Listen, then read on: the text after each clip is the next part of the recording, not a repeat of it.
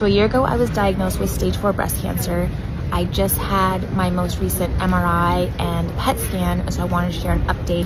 Katie Thurston is feeling optimistic as she marks 1 year into her breast cancer journey. The Reza TV star recently shared that her latest MRI and PET scan results show her tumor is stable, which doctors consider positive news because there is no new spread of cancer. Although the tumor has stopped shrinking for now, her treatment is still working. She admitted that hearing the word stable initially made her nervous since previous scans showed continuous improvement. After speaking with her oncologist, she felt reassured that stability can be a strong sign that the disease is being controlled, especially during ongoing treatment adjustments.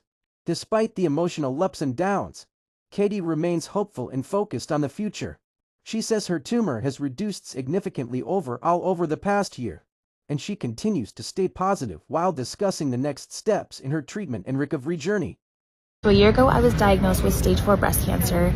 I just had my most recent MRI and PET scan, so I wanted to share an update. You're part of my baby broadcast. You saw that my recent scans came back as stable. While that is a very good thing, it's the first time in the year that my tumor hasn't been shrinking, that it just is stagnant, which had me kind of spiraling a little bit. After talking to my oncologist today and going over everything, a couple things to consider.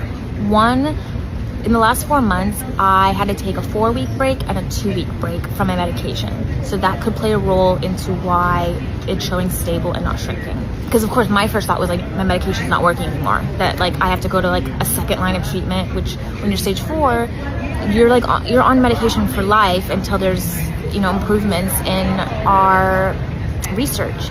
So when your first line doesn't work, it's scary. And so that's kind of what I thought was happening. When you first are starting treatment, your body is almost not in shock, but it's suddenly I'm in menopause, suddenly I'm taking really strong medication.